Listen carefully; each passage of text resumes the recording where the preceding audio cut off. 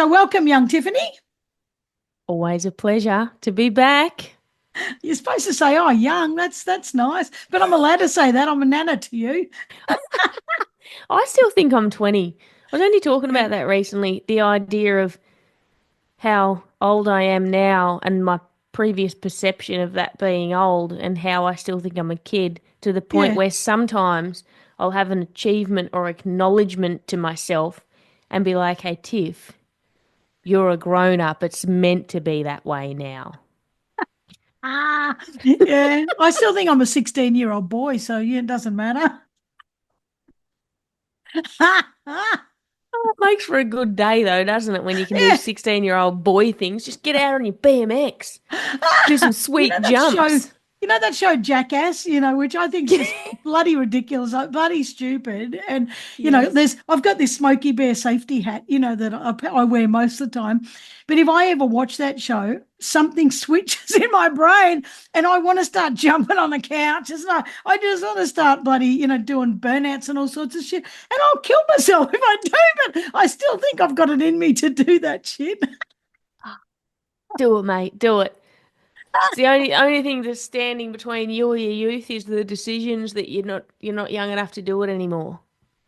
Well, I agree with that. However, I'm just going to add a body that might not be super flexible and bouncy anymore as well. Ah. My spirit's still young, but the body says, Karen, stop it. You Yeah. can't jump down from roofs anymore. Your body's like, you're like, get off the bench. Your body's like, Karen, sit on the bench. Yeah, Karen. I just called you Karen, by the way.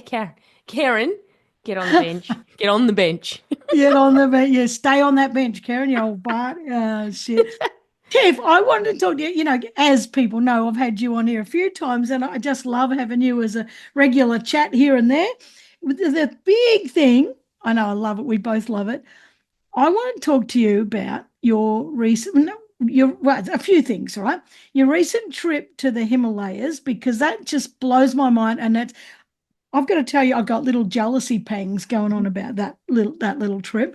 Mm. Uh, Also, you've just started where you're not just started, you're partway through and you're off like a rocket, road on the rubber or where what rubber on the road, whatever they say with that saying, with your mind coaching thing. So I want to talk about that, and I want to talk about whatever you've got coming up, because you were one of these people that is just, you reckon I've got energy. Holy shit, I can't keep up with you. You just bounce from one thing to the next, but you don't just bounce like oh, that's a good idea, half do it and then stop. You don't do that. You bounce fully into it, and my Yeah. Christ, you do it. And I freaking love that about you. Love it.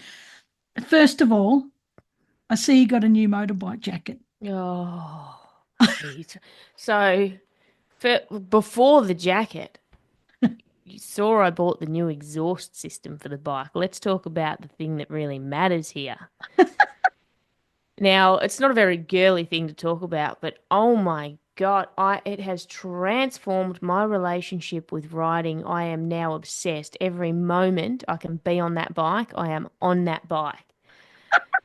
And it sent me on a bit of a spree of like, oh, I need a leather jacket now, and I need this, and I need some other gloves. I've got 4 pairs of riding gloves now. Yeah. Like, so good. How good are hobbies?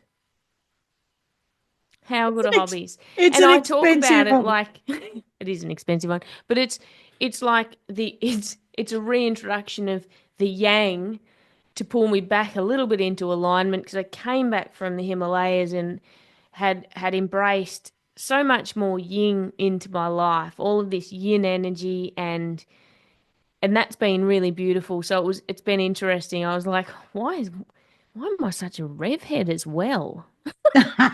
Well, that's because we're balanced. Yeah. So if you're not familiar with yin and yang, of course we are, because we all know the symbol. But the black is the yin, is the moon, is the quiet. Just take it easy, kind of chill. And the white is the yang, and that's like the ocean, the sunshine, the wild. The woof woof woof, that kind of Mm. stuff. So we do have to have balance in our lives. Now you've made me think about another topic for you.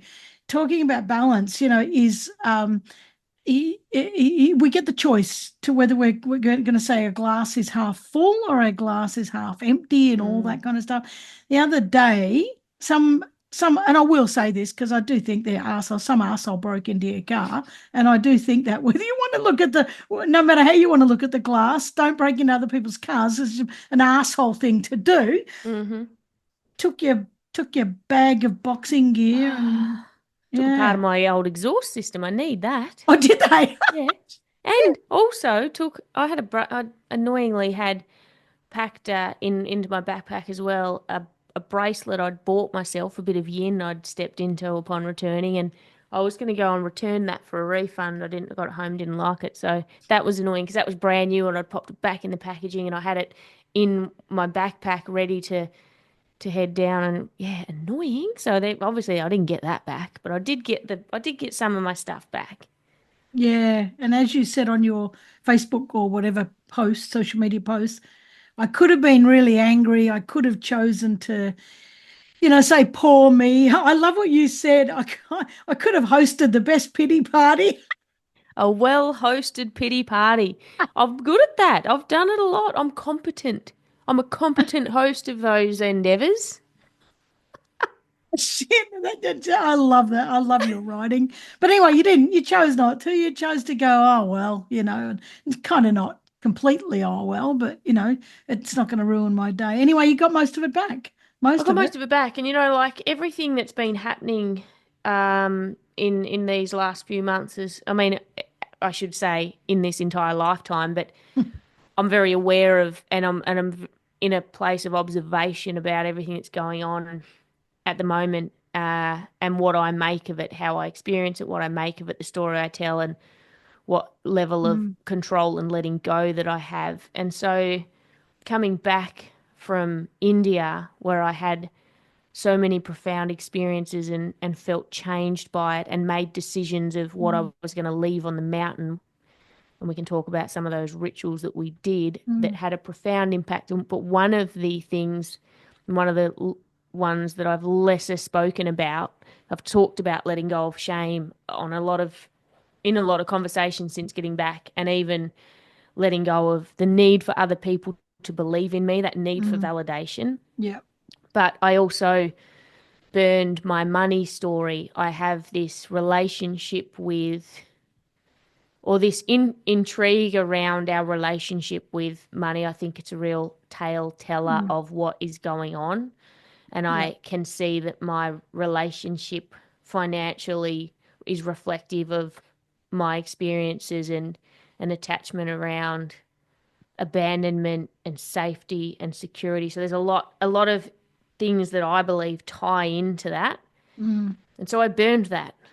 And it wasn't a huge energetic focus because I wanted to put most of my focus on I'm leaving shame behind and I'm leaving the need. Those were the two important things to see change. I didn't want the whole world to change, otherwise I wouldn't see any of the change. yeah. Yeah. But I did acknowledge the money story, and then I came home and I started living very differently and I started prioritizing life very differently.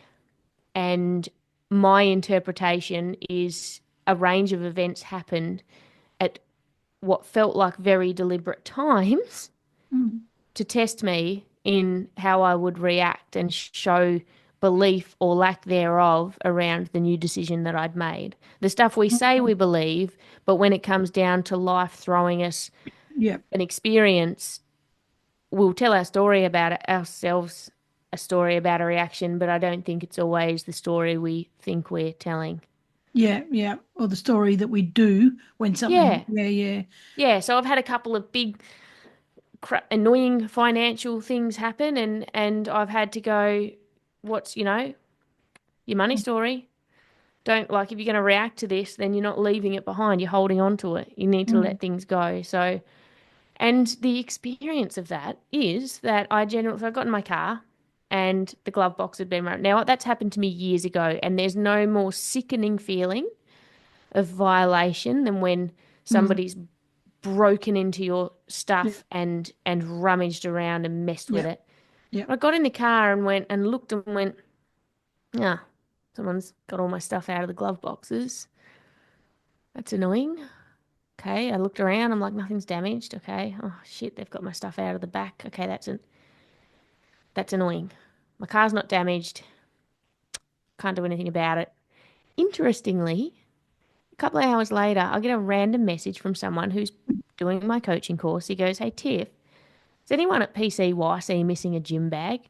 And I was like, I had my bag stolen out of my car, but there's nothing in it that identifies PCYC, so that's a weird. So I didn't quite put it together.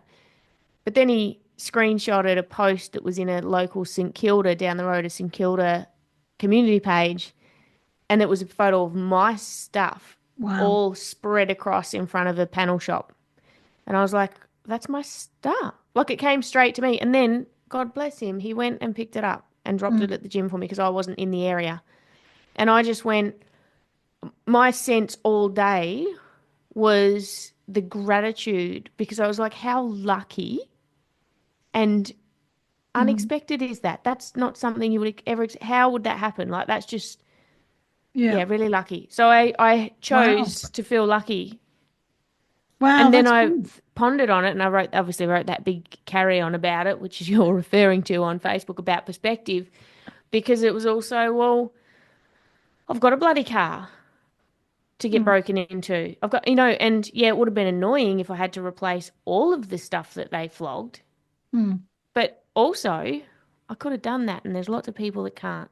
Yeah. So I was going to continue to tell a poor me story like I used to in the past about I would try and get ahead and I try to leave my stuff behind, but then look, this happens. It's like, no, no, Mm. this doesn't make any, in 5 years' time, you'll be in Yeah. whatever place you're in, whether they stole this bag or not, because this doesn't change anything.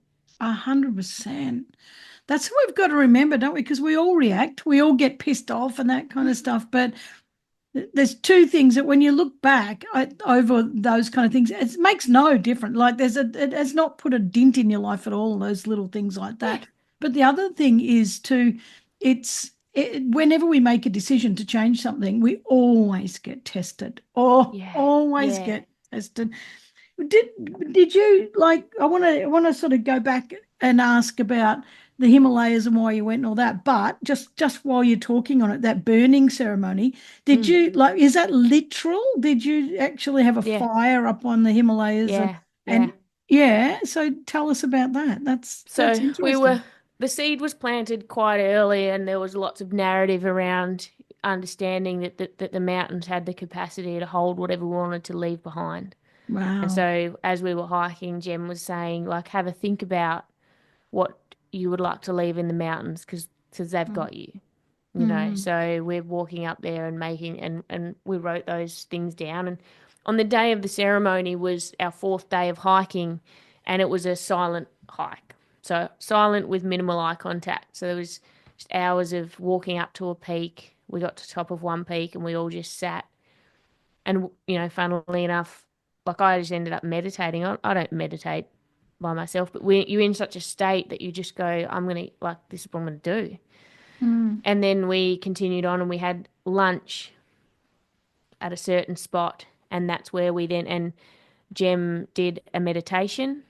And then we did the burning ceremony where Papu, who was our guide, um, had the little fire ritual. And each one by one, we went up and we had our moment. And what was really profound to me was that the moment before putting my piece of paper into the flame, and it felt like from nowhere, this moment came where I decided to express deep gratitude for the shame that I'd held. Most of my focus was on that shame.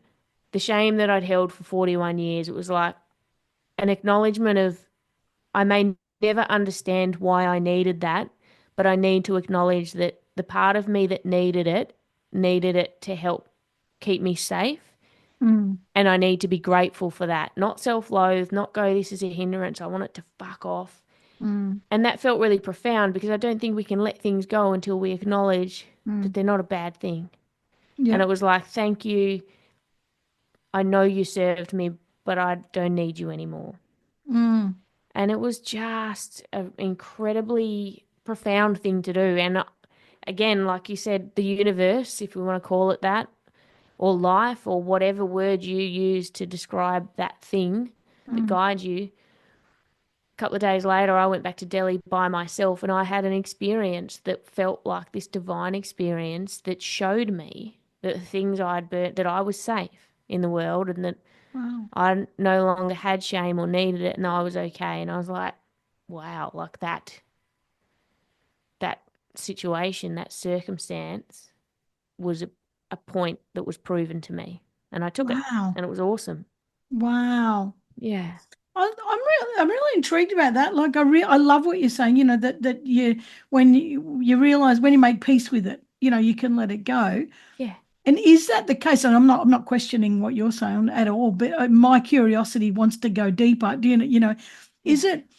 Is it that we let it go, or is it that now we're friends with it? It doesn't have power over us, so it can still sit there. So it can just sort of come on the journey with us, but it's not actually having any power. I don't know. I don't know. I'm intrigued about all those sort of things. I just wonder. I wonder because once you've made peace with it, it's not actually a bad thing. So it's a turn to carry along. Does that make sense? Even though it's not having any control over us. I don't know. I don't know what I'm talking about. That Yeah. just Well, just I that guess, extra layer come up to me for me. yeah. And I think that maybe that would depend on the individual thing that any person might be letting go of or leaving Mm, and the relationship that we have with it. And mm, like for me, I think shame's a really tricky one, and it's like it can no longer exist once there's no when once our judgment on it is gone. Like shame doesn't yeah. exist anymore because I Yeah. have a new understanding about all of the evidence that somewhere existed in my mind about why I held shame. Mm, 2 years ago, I had a conversation with Peter Crone on my show, and I ended up calling it Connection, Rejection, Abandonment, and Shame. And it was a yeah. conversation that turned into a coaching session Yeah. around me and the shame I felt. And I remember the last question that I asked him right before the end was, well, can I leave this conversation today and leave shame behind forever? And he said, yes. And he goes, well, you tell me. And the answer is yes. He goes, have you ever done anything wrong? And I said, well, yeah. And he goes, okay, you'll have shame then. I want you to consider that you've never done anything wrong. You've done what you've done, and it has circumstances. Sorry, circumstances, and has consequences. Mm, And but I know that in that moment back then, I still had a portion of resistance again. Like, mm, like you can't just say that and then I just get off this Zoom call and go, okay, I don't feel shame anymore. But I look back now and I go, that shifted things. Like mm, there's this path to healing, and I'm so fascinated by it. I have been for a long time, and especially now because one, I've had this experience, and two, I'm doing the mindset coaching course, which is really around all of this. Like, how do we mm, take all of these things and integrate them in a way that moves us, mm, um, or allows us to let go, or allows us to understand, so that the moving can happen within us. I don't know if we do it or we just let it happen, but either mm, way, it's yeah, fascinating, right? it is. Oh, I I love this stuff. I could talk about it for hours. And even if we don't know the answer, I just love the curiosity of it and the intrigue of it and the fascination of it. I do you think you're saying about that podcast with him but it was still there? Do because it was well, I don't know why. I just said because I don't have an answer for that. A following following statement. But like that was over a Zoom, and I actually do think you can do a lot of healing over Zoom because I've done with people, not me do it, but people have done it Mm. with me. And but when you went to the Himalayas, do you feel like it was situational? Do you know, like it was, no, that place was full of spirit. That place had an energy about it that just understood, like, because you didn't have to speak. It was just this understanding between you and that space. Do you know that silently Yeah. arranged things? Do you reckon that happened in that space? It absolutely did. But I think also Like I was ready for that. And Mm, everyone had an experience. I felt mine was really big, and I yeah. feel like mine changed me as a person. Mm, But I also think that I could have gone on that trip a year ago and not had the shift I've had. And mm, I look at the lead up of what took me there. I always do this. I always look at somewhere I've landed and then look at the little lily pads I've yes. stepped on and go, Yeah. oh, it was all going to happen. Yep. It was Yeah. all like every step was deliberate towards that. Mm, Like, yeah. so then it's just learning to trust that, like trust in that, which comes back to that stuff I said before about trusting Mm, whatever, in inverted commas, shitty circumstances come. It's like, okay, what's like, do I trust the things I've said, or am I going to let this circumstance change yeah. me? Yeah. Yeah, but it does Fascinating, have an isn't it? energy, and I think that it gives you. There's nothing like sitting on those mountains and looking out there like that and going, I am simultaneously absolutely nothing and also everything. Mm. And You should- I remember telling we talked last time I had you on my show about the writing that poem that I'd written about mm, kind of she is the mountain, but I am the mountain, like looking at the mountains and going, you've been here for all of this time and you're mm, strong and the world can be in chaos around you and it can fall down and it can all of the bad things can happen and you'll still be there for anyone that needs you. And I was like, what a metaphor. mm, I can be the mountain. mm. Like life will fucking fall down around me. The mountain doesn't go, oh shit, I've got to go. There's a war on. Fuck it, I'm not hanging out here anymore. The mountain's like, okay, it is what it is. Like, and it's there and it's ready to support whatever happens. And Mm. I don't know. I guess I went down those kind of thought Yeah. tangents whilst I was away and just thought, like, what's with this life where we try and escape the pain of our perceived circumstances, and especially for you and I and a lot of the people that might be listening to this show. Harp said a stat the other day when we were talking is something like a quarter, like around 25% of the population doesn't have access to fresh water, to clean Yep. water. Yep. 25% of the population. Yep. And here I am. I can turn my tap on. It can be hot or cold. I can turn the air conditioner on. I can get Yep. out of bed. I can eat any food that I want in my fridge. I can get in my car. I could go anywhere. Yep. Yep. And the perspective of that. Yeah, I agree. And I think that we've got to check our privilege quite often. And we can't live in a humpy. You can't just go and put like build a bloody mud hut and stomp it on someone's land and go, oh well, other people are starving, so I'll do the same. Like it's got to be relative to your situation and to your environment. But I I I think humility is so underrated. And it's like when you're sitting on a mountain like that, when you're sitting in a spiritual space like that, and when I'll come back to that about energies. You. I know you've got to be ready, and I know you've got to be in that place. But if you are ready enough to tap into humility, that's where the profound shift happens. It's kind of Yeah, like I am, but I'm not. I'm here, but I'm not. I'm small, but I'm big. It's just this kind of like I just am, and it's not. There's no ego attached to it. It's just the yeah, presence yeah. attached to it, and it's so. I was going to say something else in there. No, damn it! Now I can't think what it was. It was just something.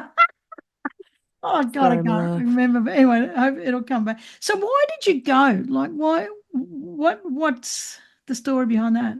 So at the beginning of the year, Jem, who's on my show regularly, he said, I'm running this retreat, haven't run it for Yeah, 5 years. It's a really special place. But I've heard a lot about his family in India, and he spent some of his younger, more lost years when he was yeah, exploring life and, starting again and grief and loss, and he lived over there. So that's how this became a part of his home.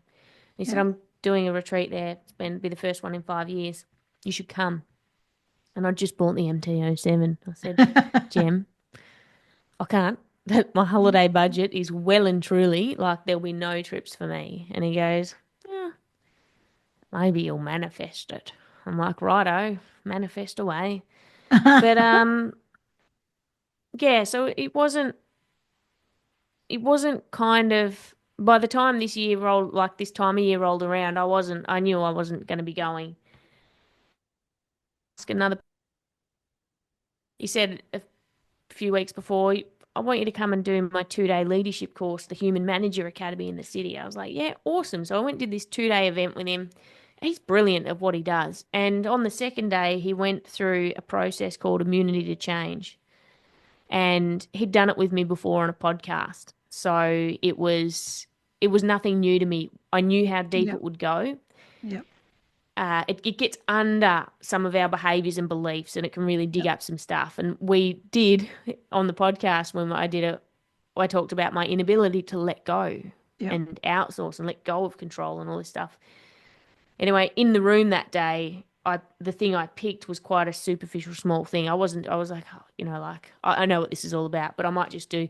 I thought I'll do a practical one. Well, practical schmactical because I was the one in tears by the afternoon when we started, getting to Yep. the end of that process. And then it really uprooted me. And I went home that afternoon and I was quite emotionally raw. And I was like, what am I doing? It's understanding, like, for example, my thing was, I want to stop doom scrolling. I want to stop wasting so much time and energy scrolling for no reason. My phone's Mm. always in my hand. Yep. I'm not living. And what's underneath that is the avoidance of all of the things. Like it's the Mm. real reason, it's the fears, when I was Yep. like, oh my goodness, that's really confronting. Mm. So I was like, something has to change. And the next day, Jem calls me out of the blue. He's like, mate, are you free? And yep. So he brings me and he goes, I've just had one of my clients who said that they'd like to pay for a spot on the program. They can't come, but they want to pay for a spot for someone to attend that can't attend. Wow. Wow. Honestly. And I just went, my gut instinct says this isn't the time for logic and thinking, and you just find the fares to go. You just organize all the stuff Yep. that allows you to be there because the world wants you to go there. Yep. And so I said yes, and one of my beautiful friends from Elwood, I'd posted it, and she decided to come, which was an amazing gift as well, just to have her there going through Yep. that with me. And so all I knew I wanted out of it, I know what he does. I didn't. People would say, "What is the?" I go, "I don't know. There's some facilitated stuff and some hiking." I didn't know where we were going or what we were doing. I just wanted to get away from all of the influences that were reflecting to me who I am and see what was left Mm. when I was around different people, different environment, different Yep. spaces, different energy. Yep. And yeah, it was really reaffirming to land there and see that and see all the other sides of me come out and be kind of like, hey, whew. They're like, whew, we've been waiting. Where you been, Wow. bro? So Wow. yeah, Well, incredible. was it ever on your bucket list? Like, was it ever Nah, something that, we never would have gone to India. nah, nah. And also, by the time, so a few people that had been had, told me a thing or two. And in the end, before leaving, I was quite nervous about, as a female, about traveling over there and being Mm. in Delhi and how confronting it is, and you won't be safe and this and that. And it was Mm. kind of, I was a bit irked by that. Yep. And it was the complete opposite. The Mm. people there were beautiful. And the things that capture me is the generosity and the culture and the polarity of both the chaos, but Mm. also the beauty and the respect and the Mm. stories. And yeah, Wow. yeah, Wow. bloody Wow. amazing. When you found out you were going, and I know you just said it was just a hike and a bit of facilitation stuff, Yeah. did you have a deliberate moment where you said to yourself, I'm going to go really open. And I don't know what this is going to bring, but I declare that I'm completely open to any transformation, or did it just happen without your consent? I think I think there was an element of that, but maybe not. It didn't feel like a big Decision. decision to Yeah. state that, but there was definitely I'm ready to go and get away from all this and just see what comes up. Mm, But I just didn't expect the change that I've experienced coming back, and not just when I landed. Obviously, that's huge. You land and you go, "Oh, I am different." And then I had a chat with Harps 4 weeks after returning, and we were reflecting on. He goes, "Your energy in the gym." He was calling me the Dalai Lama for the first couple of weeks. He's like, "Fucking who's this? The Dalai Lama?" Like Jesus.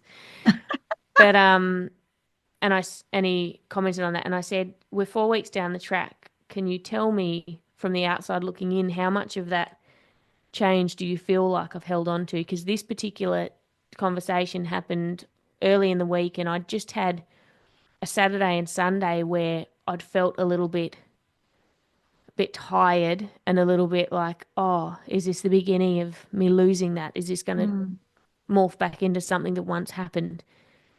Um, and he said most of it, and I was like, wow. And he talked about the his perception of it being a real spiritual change, and he mm, said a few things that just covered me in goosebumps. One thing he mentioned was he goes, I I perceive that you no longer need people's validation. And I mm. got goosebumps because I hadn't told him about that. I don't think I'd told him about the fact that I burned the need for other people to Yeah. believe in me. Yeah. So when he said that, I was like, oh, wow. Wow. Do you, Yeah. And then there's yeah. just that openness to go all the way that we live life. Like, it is just a story we hold on to, and the past is a story. And I think one of the benefits of Gem was like I've held this identity of who is Tiff now and today, especially I guess because there's this more public view of me, and there's Mm, Tiff and she's a boxer and she's strong and she's resilient, and I'm not the same as the typical idea of a female in some of the things I do. And I've just done a Karen.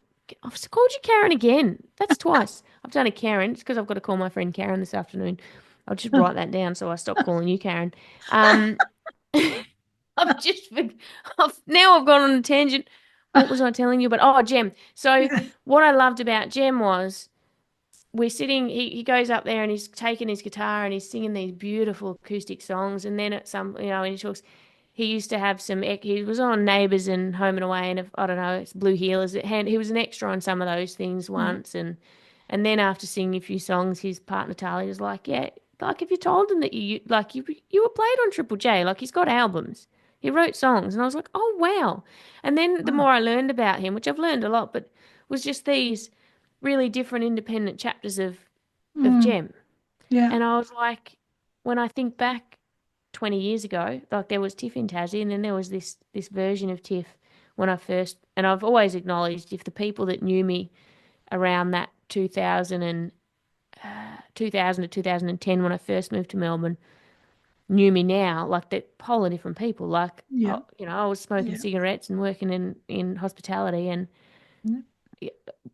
certainly wasn't into fitness. And then I do what I do now, and I go, that's a completely different person. But then I was holding on to that identity, and it Yeah. was like, oh, you can just let things go and be whoever you are, Yep. away from the identity, away from the doing. Yep. And yeah, Yeah. Yeah, well, when you let it go, you can get in the flow, and in the flow, I don't think people really understand how good the flow is. The flow is when you're in it, like you feel it, like it's just mm, you just everything, and it doesn't mean it's nothing's hard. It just you like just flows. You're not bloody hanging onto rocks on the side of the bloody river. And you Oh, there's so much more I want to know. I don't know. Was it a fitness thing? So can anyone nah, go, or do you have to be reasonably fit? not a fitness thing at all. Oh look, we did. Obviously hiking up. There's a little bit of altitude. Yeah, There's a little bit of climbing, but I mean, it didn't even hit my fitness radar. It's yeah. not strenuous, and it's no one's pushed to go at a certain pace. The idea is it's mindfulness, it's Mm. self-development. Were It's there we go at a pace that suits everybody. Yeah, were there people on there that weren't fit? Yeah, I know. I mean, you got to be able to bloody walk, but the people on there were just your average I think everyone. I mean, average Joes. I was probably the only non-average really when it comes to being a fitness crazy Yeah. nut. But my friend Shannon, she was crook. We Mm. got on the plane and she's like, I think I'm getting sick. And so the first 3 days, she was she had quite a cold, and yet she still She still did it. managed. Yep, she still marched on up that mountain. So if Wow. she can do it when she's crook. Yeah. So the altitude's not that bad. Nah, it's not too bad. The Yeah. main time I notice the altitude is when you go down for your morning wee somewhere, and you scurry down into a bush where no one's watching you, and then just walk. I remember just walking back up and take like a few steps and be like, oh, what the hell? Because like you're just getting from A to B, and it's Yeah. just a little bit of a rise, and you're like, why am I? Oh, that's right, we're at altitude. Oh, so you're kind of like breathless or something. Yeah, yeah. Yeah. So it Yeah. takes your breath a little bit more than, but I mean, nobody got headaches or anything. Nobody had any sort of altitude sickness. We started off at 3,000 meters and we got up to about 4,000 meters. Oh, Nothing yeah. crazy. But yeah, we were going at a nice pace. Oh, that sounds fabulous. Yeah, Oh, I love it so much. Like it's just, I love it, and it sounds nice and safe too, because that's important to a lot of people. yeah. Oh, super safe. Yeah. And not like where we went is not. So most people think, oh, you go to India, you go to the Himalayas, you go to Nepal. We went to a place called Naga, which is you fly into Kulu. Jem's family has the temple in Naga, so they are a very well known and religious, spiritual family. Mm. And then, like, we passed one other group of locals camping on the trip. There's no one there. It's not a Mm. tourist destination, so you really feel like you're in the heart Yeah, yeah, of an experience that's quite special and profound. And I think the idea of if you were passing or with other groups or tour groups, it would yeah, feel very different. yeah, yeah, yeah. Yeah. We Oh were wow. sitting there one morning and a lot of sheep and goats get wallowed across, like the sheep wallah will be trekking across for a few weeks, like from one side of Yeah. the mountain to the other with their stock. And we're there one morning having breakfast around our little kind of area. And next minute, like, I don't know, be 100 or more sheep and goats. You know, those awesome looking goats. Yeah, yeah. The best. And they just all walk right past us. They were coming up and having a sniff. It was so funny. We're just like, what even is going? Like they're wild animals, and they just come up. These little goats give you a little snoot. The best. How fabulous. Yeah. Oh You're my just God. like, wow, Oh, this is a whole thing out here. yeah, I love it. Oh, Yeah. far out. I love it. Now tell me about, because I don't want to run out of time and I haven't asked you, your mindfulness coaching or mindful, what did you say before? Because I haven't, The mind PT. The mind PT. mind Mindset PT. coaching. Mindset coaching. Yeah, yeah. So I haven't done online programs for a good couple of years. I've been doing a lot of other stuff, and I used to run a few little online things. When I started toying with the idea, and then as I was putting it together, just before I left, a couple of weeks before I left, I was like, oh, you know what? It's been a while. I might they kind of need to reassess what people are, Mm. who's around me, and what they're yearning for at the moment. So I put out a survey. I just said, hey, if anyone doing a bit of, what do you call it? Market research. Yeah. If you've got 5 minutes, I'd love your help. Just a couple of questions around things, just so I could gauge what are people struggling with. Mm. What's the perception of what they need? Yeah. And quite a lot of people answered that survey. And then one of the questions on the bottom was, like if I run something, are you interested? Mm. And they had three options. It was definitely, it was maybe, but maybe I'd love details, or it was not just helping. Yeah. And I got an overwhelming number of definitely and maybe. So I was like, oh, Wow. with this, if I'm going to run a 10-week course, I've got to do it as soon as I get back because it's going to be Christmas in a minute and that'll be a shit time to kind of, Yeah. Yeah. navigate. So I up and sold into it straight away. So I got people sign up. I was like, all right, I'm doing it. Bang. Which is, as you said at the start, that's how I do things.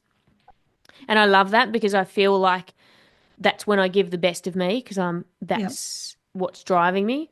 What Yeah. was really interesting was coming back and being the different. I feel like I sold a program as one person, then I came back as a new person, and it was so divine because the impact of where we've gone with it has been incredible. It's been Yeah. incredible, and I'm proud. But the first session was so different to the energy I used to bring into those sort of sessions Yeah. online Yeah.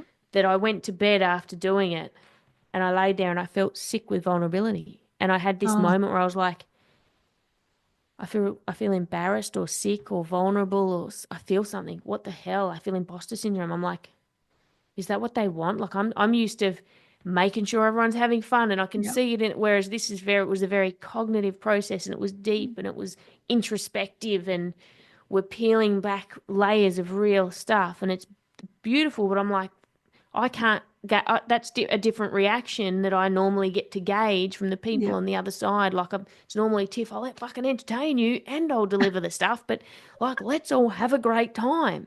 Yeah. But it's been awesome. Like it's been and like everything, it just means that everything I'm doing in the world is viewed through that lens. I think it's helping keep me on track because I'm looking at how I'm operating and Yeah. functioning and what am I doing and what matters and it's such a cool thing. I really love it. I'm going to do three of them a year was my plan.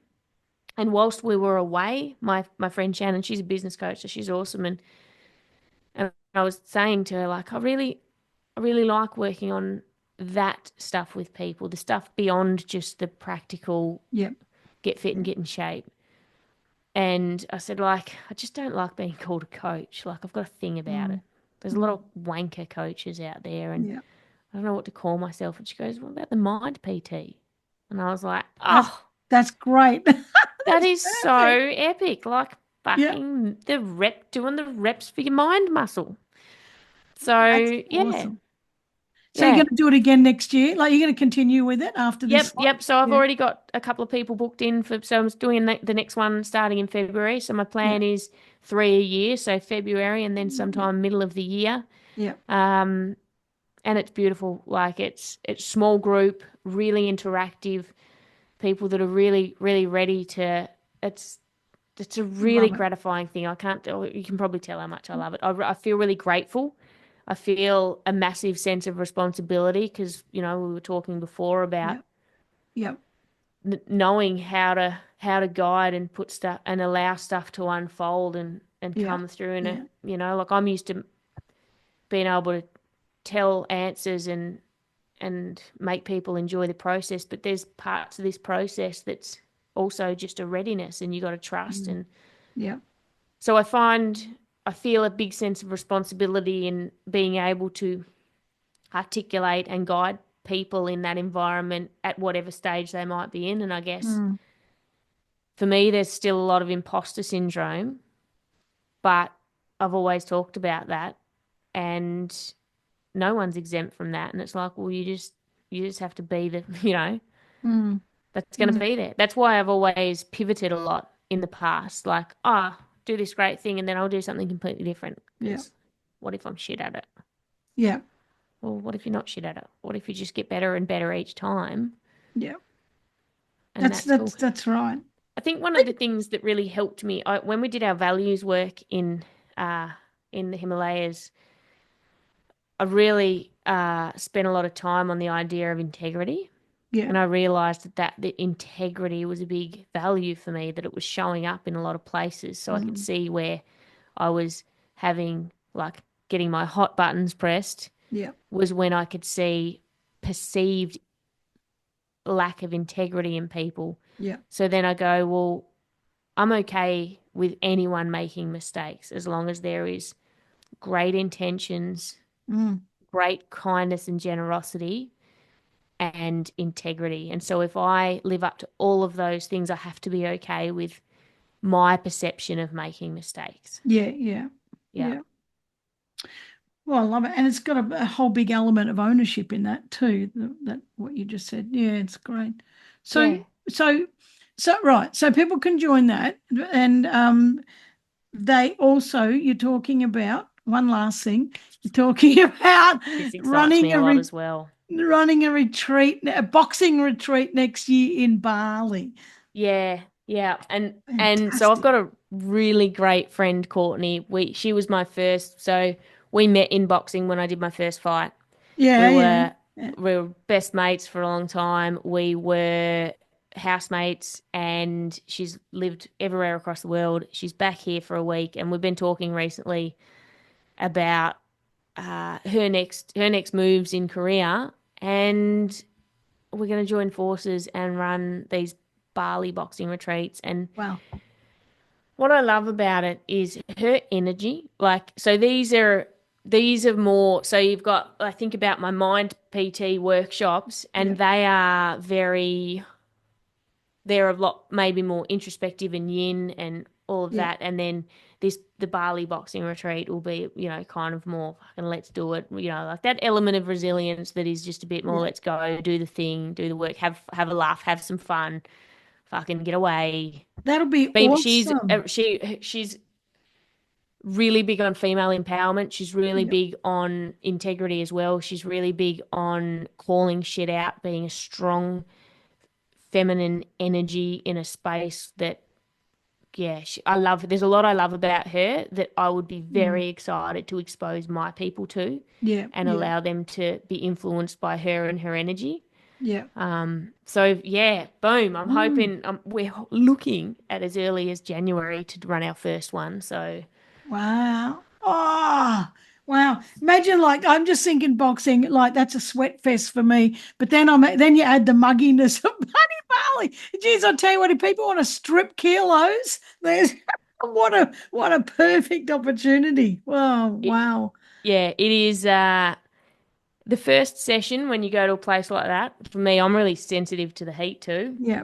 And I remember every time I used to run boxing retreats in Thailand in 2017 and 18. Wow. Yeah. And the first session was like 5 minutes skipping to warm up. I'd have the heart rate monitor on, and I'd already be in the red zone. Like the first session the reading on my heart rate Wow. monitor would tell me that in a 2 hour session I'd burnt.